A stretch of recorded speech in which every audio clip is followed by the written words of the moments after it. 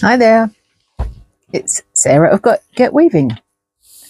When I'm calling this "What yarn do I use?"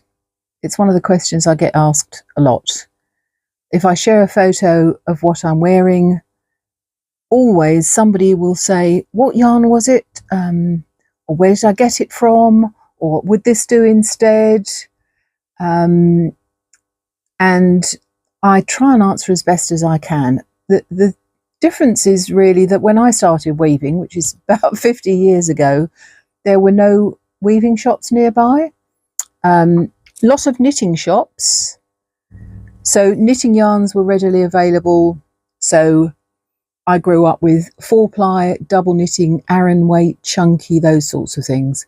And then when I started weaving, I discovered wraps per inch, and that's really how I work out the set for most of my yarns and helps me choose the best one.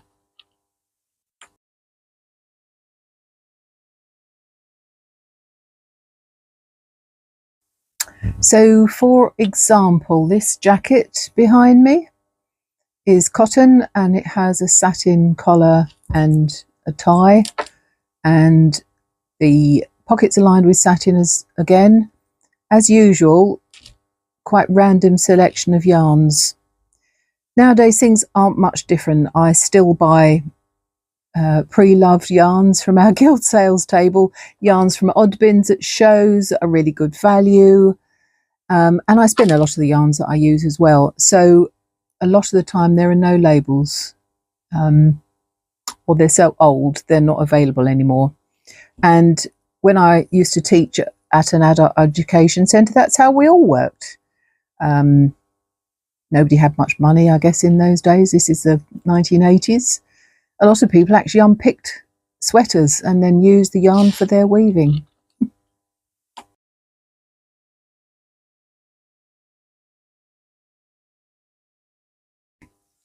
And nowadays, really, things haven't changed much. There are very few shops where you can walk in and buy weaving yarn. So a lot online, but I like to actually pick the yarn up, see what it feels like.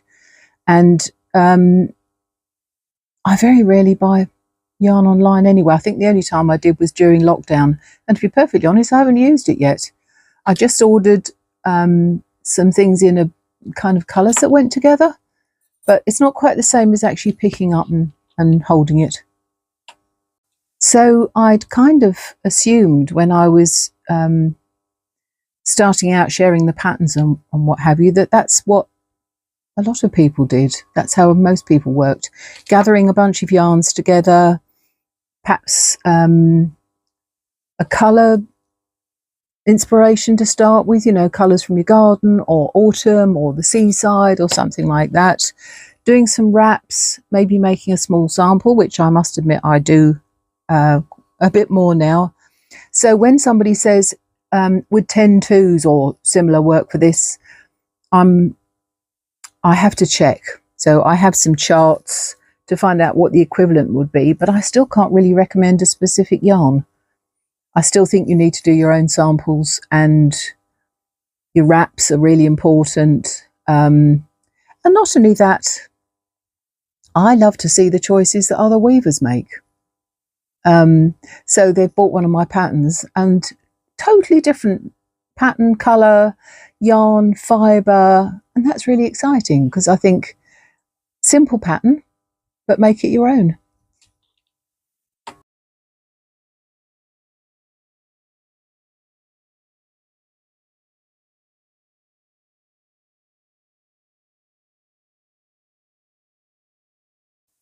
On the other hand, as my daughter quite rightly said, "All very well, Mum, but that's not much use to a beginner." It's all about having confidence. And when you're starting out, you want to know that the thing you're spending hours weaving is going to work. And I suppose I've been doing this for so long, and I was always quite happy to experiment, and my mum sewed and I knitted. So yarn wasn't a mystery, I suppose. That's what I'm saying. And still, even now, sometimes I weave a piece of fabric and then I put it away and I change my mind and I make it into something else. I'm in the middle of doing something at the moment.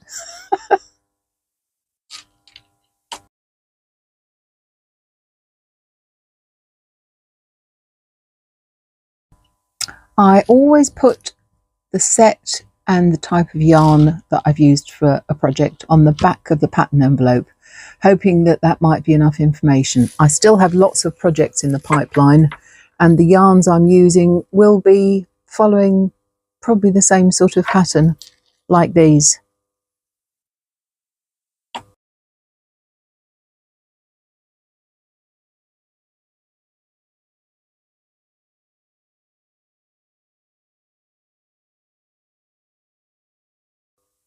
These are for a pinafore dress that I'll weave on one of my rigid heddle looms. I want it to be nice and colourful for the winter. I picked these up at the Summer Yarn Festival in Bedford in 2023. I didn't have a project in mind at the time. So sometimes I'll start from the yarns, sometimes I'll start from something I want to make. So I wanted to make a very loose overhead pinafore dress, bright colours, and that's what these are for.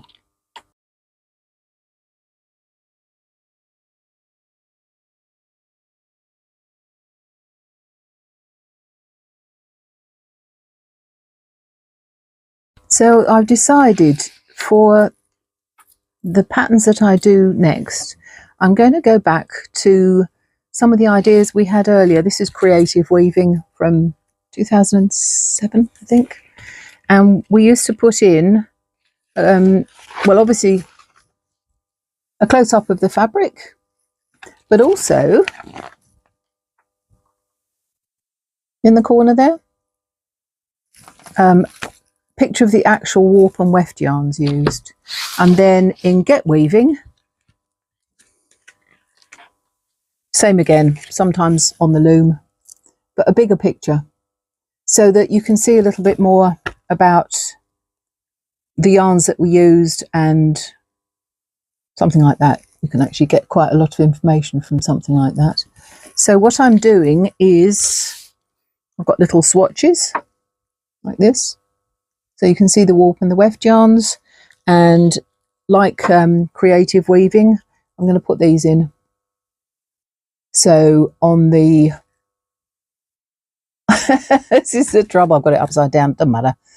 These are the warp yarns, these are the weft yarns for this jacket here, and then the pattern cover will be oh, let me just pick up our original book.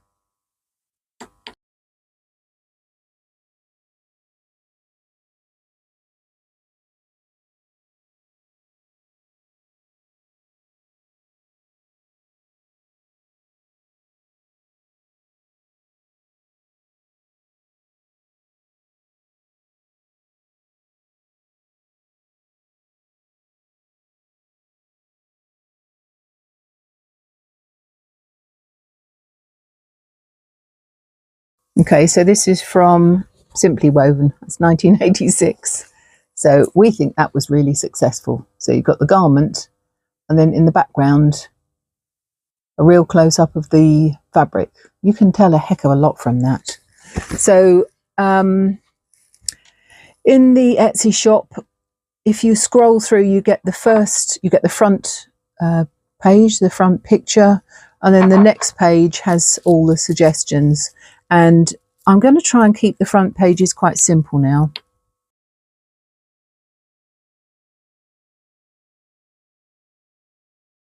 So this isn't finished yet, but it's going to look more like this. I think sometimes I've been tempted to cram too much information on. So you've got the pattern, you've got the fabric sizes that are required, you've got the garment, you've got a close-up, front and back views, and that's it. And then on the back, which I haven't done yet, there's going to be these sorts of things, and yeah, more information about the yarn that was used, but it's still going to be wrapped per inch and the dentage that was used, because well, the weft in this is hand spun, the warp sold yarns off the sales table again. I know this sounds a bit random, but I'll do my best to add a bit more information. I've never actually copied anybody else's work. I certainly get inspired by other people, but I prefer to make my own choices. So I'll be making something that to go with something else. I don't want to put anybody off, but on the other hand, I think you could create something absolutely wonderful that nobody else has ever thought of. Have a go. And of course, what'll happen then is that somebody else will say, oh, what yarn did you use? You've inspired me. And I think that's what it's all about.